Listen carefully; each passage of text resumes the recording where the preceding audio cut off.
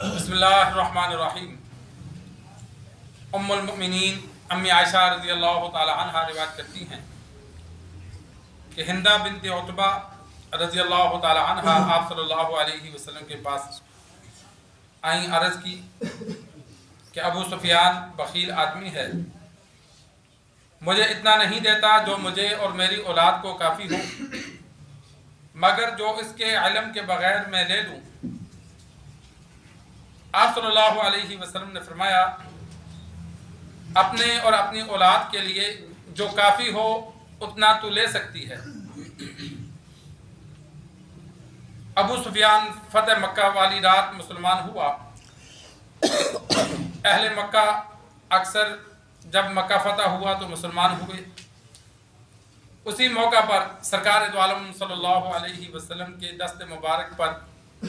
خواتین اسلام لائیں، ان میں ابو سفیان کی بیوی ہندہ بنت عتبہ بھی تھی۔ تو اس موقع پر انہوں نے آپ صلی اللہ علیہ وسلم سے اس بات کا پوچھا کہ میرا خاوند گھر کے اخراجات پورے نہیں دیتا، مگر جو میں چھپا کے لے لوں۔ اس دور میں درہم اور دینار ہوتے تھے، بینکنگ نظام نہیں تھا، گھر میں مال رکھا ہوتا تھا، درہم دینار روزانہ تھوڑی بندہ گن سکتا ہے۔ ہمارے ہاں اگر ایک بندے کے پاس 1000 2000 4000 ٹھیپا پڑا ہے، اس میں سے اگر کوئی 50 بیوی لے لیتی ہے تو بندہ روزانہ تھوڑی گنتا ہے۔ تو بعض بیویاں خاوند کے مال میں سے چوری کرتی تھی، تو ہندہ بنت عتبہ بھی گھر کے لیے لیتی تھی، لیکن جب ایمان لائیں تو اب اس بات پر انہوں نے سوچا کہ آیا اسلام میں یہ جائز ہے یا نہیں، کہ ساتھ اپنے خاوند کا عیب بیان کیا کہ وہ گھر کا خرچہ پورا نہیں دیتا جو مجھے میرے گھر والوں کے لیے کافی ہو، تو آیا اس کے مال میں سے میں لے سکتی ہوں؟ تو آپ صلی اللہ علیہ وسلم نے فرمایا، ہاں، جو تجھے اور تیرے بچوں کے لیے کافی ہو اتنا تو لے سکتی ہے۔ ایک تو اس حدیث سے علماء نے لکھا کہ ضرورت کی وجہ سے مسئلہ پوچھنے کے لیے عیب بیان کرنا، دوسرے کی غیبت کرنا جائز ہوتا ہے۔ خاوند موجود نہیں تھا، اس کی غیر موجودگی میں بات کی۔ اور دوسرا یہ کہ جو بندہ بیوی کو خرچہ نہیں دیتا تو بیوی کے لیے اپنی اور اپنی اولاد کی ضرورت کا خرچ اس کے پیسوں سے لینا جائز ہے۔ پہلے تو یہ حکم ہے، علماء نے لکھا کہ عدالت کے ذریعے خرچہ مقرر کیا جائے یا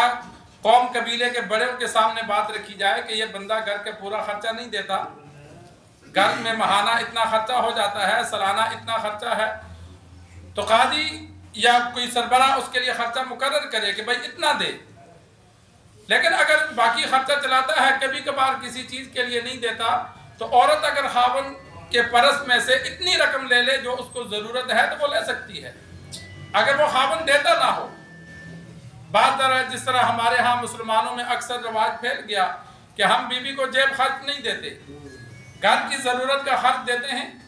تو بعض گھروں میں یہ دیکھا گیا ہے کہ بیوی کو کوئی چھوٹی موٹی چیز ضرورت ہوتی ہے تو وہ تنگ ہوتی ہے، تو ایسی صورت میں خرچے کی رقم سے یا خاوند کی اگر نہ دیتا ہو، ضد کرتا ہو، تو اس سے وہ چرا کے بھی لے سکتی ہے اسی کے پیسے، کیونکہ وہ بیوی اس کی ہے، اس کا خرچہ خاوند کے ذمہ ہے، عیاشی کرنے کے لیے نہیں، اپنی ضرورت کو پورا کرنے کے لیے، یعنی اولاد اور اپنی ضرورت کے لیے پیسہ وہ لے سکتی ہے۔ اسی سے علماء نے مسئلہ لکھا، کسی سے آپ نے حق لینا ہے وہ نہیں دیتا، کسی کے سے پیسہ لینا ہے وہ نہیں دیتا، تو آپ اس کی پیسہ خفیہ بھی لے سکتے ہیں۔ کوئی چیز اس کی مل گئی، کوئی چیز اس کی چرا لی، اتنی لینی ہے جتنا آپ نے اس سے حق لینا ہے۔ ایک بندے سے 20,000 روپیہ لینا ہے، وہ دے نہیں رہا، تو اگر اس کی رقم کہیں پڑی ہے یا سونا کہیں پڑا ہے تو بندہ اس کو اٹھا لے اپنی رقم کے برابر، اور اس کو نہ پتا ہو، وہ کہے گا گم ہو گیا، لیکن اس نے لیا، تب لیا کہ اس نے میری رقم نہیں دے رہا، میں نے چرا لیا، تو یہ بھی جائز ہے، کیونکہ وہ دیتا نہیں۔ اور زبردستی بھی لے سکتے ہیں، لیکن بعضوں سے زبردستی نہیں لیا جا سکتا۔ تو سرکار دو عالم صلی اللہ علیہ وسلم نے ہندہ بنت عتبہ رضی اللہ تعالی عنہ کو اجازت دی کہ اگر خاوند خرچہ نہیں دیتا تو اپنے اور اپنی اولاد کا خرچہ تو اس کے مال سے لے سکتی ہے۔ اللہ سے دعا ہے اللہ ہمیں دین سیکھ کر، سمجھ کر ہر برے عمل سے بچنے کی توفیق عطا فرمائے۔